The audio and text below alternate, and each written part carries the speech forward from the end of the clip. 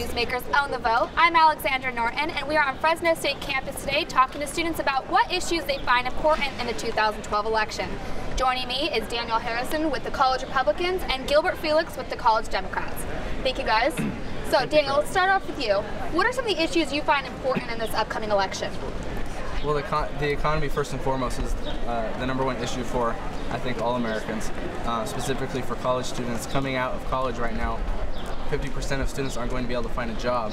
I think that's an issue that this president has completely failed on. When he inherited this economy, we had a 7.8 unemployment rate, which isn't good. But all the while right now it's at about 8.2, 8.3, and the amount of people leaving the workforce has been drastically increasing by the month, and that's a big problem.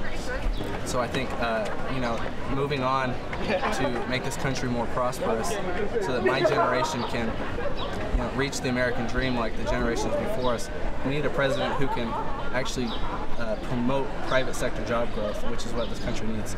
Okay, and Gilbert, what about you? What are some of the issues that are important to you specifically? Sure, I would definitely have to agree that the economy and jobs are number one right now on every American's mind, but particularly college students and young people who are entering the workforce. However, I would have to disagree that this administration has done they've done a great job over the past 4 years trying to clean up the past 8 years under the Republican-controlled White House. The past 4 years, we've seen steady job growth over the past 4 years, and I do believe that we need another four more years to continue that job growth and to get us back to where we were during the 1990s and the early 2000s before the recession set in. So I definitely think jobs are important. Daniel, looks like you kind of wanted to say something about that? Yeah, just ending in the 1990s, the main difference between President Clinton and President Obama is President Clinton, with the help of the Republican House and compromise, which we don't see right now in Congress and the White House, they're able to create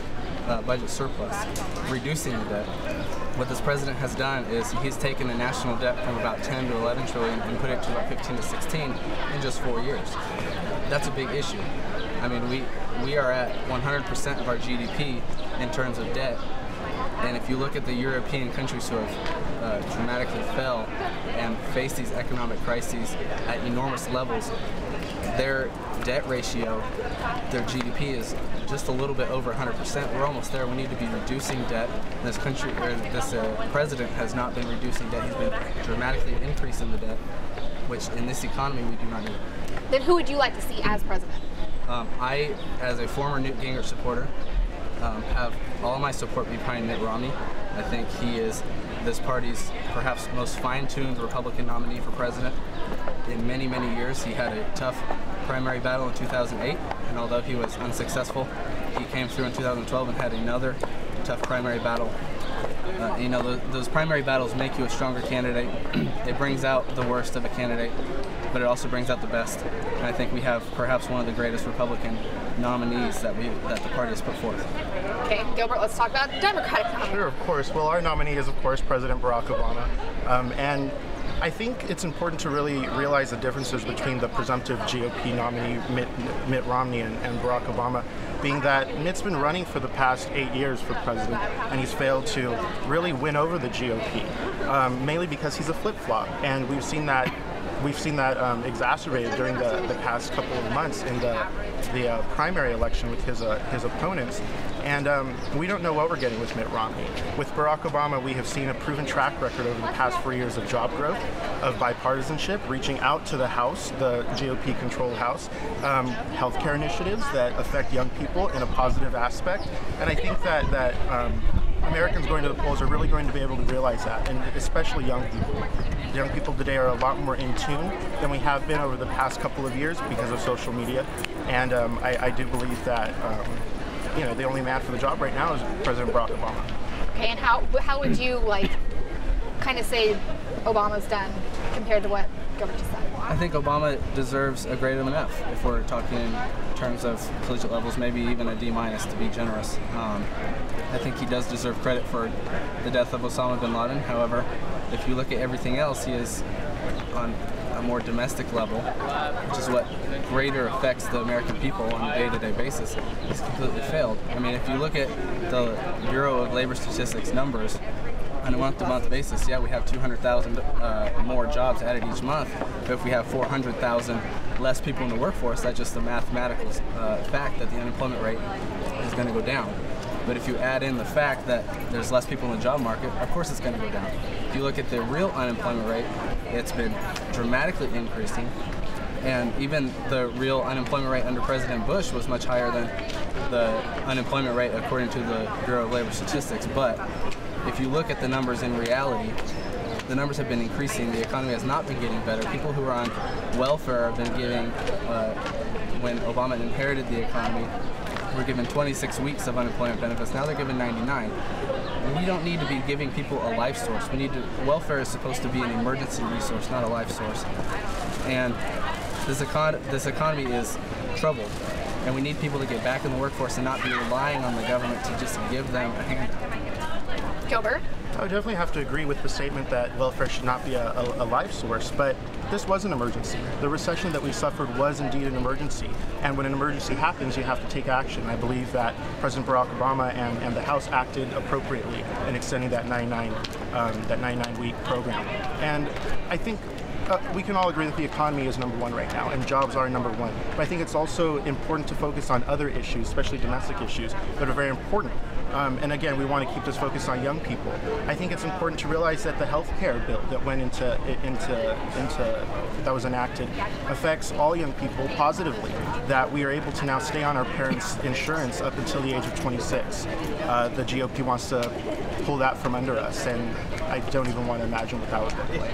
I think it's also important to focus on the war on women that the Republicans have waged, particularly on Planned Parenthood, demonizing people who take advantage of contraceptives and birth control and preventative health care that Planned Parenthood provides. And all of those things affect young people, affect students. And I just want to go on the record saying that Mitt Romney has stated that he will pull Planned Parenthood. We'll get rid of that.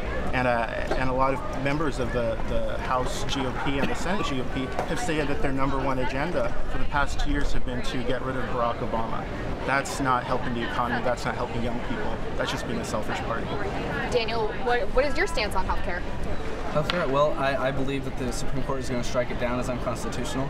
I have not heard Republican members of Congress and the Senate say that every aspect of the healthcare bill is wrong. I've actually heard many Republicans say that the whole aspect for young people staying on the parents' plan is actually a positive. The part that Republicans are concerned about is the government mandating that people buy a set insurance company or policy.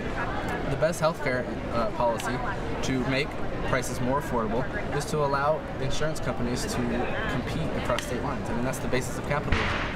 When you do that, insurance companies from across state lines now have to compete with the other ones. They're not in a statewide monopoly or oligopoly. They're competing against each other, and that decreases the cost. People who are at the lower end of the income levels that can't afford the high healthcare costs, that's an issue. I think people need healthcare. However, it's the way that we give them the healthcare. I think the best way that the government can act on healthcare is to allow the private industry to compete against itself. Okay, kind of switching gears. Gilbert, you're set with Barack Obama, so you have a vice president. Daniel, who would you like to see as a vice president? I would like to see Marco Rubio. He, although is not perhaps the most experienced candidate for vice president, I think there's numerous candidates. Bob McDowell, the governor of Virginia, is another one. I think Marco Rubio brings enthusiasm that perhaps Mitt Romney lacks, that also lacked in John McCain.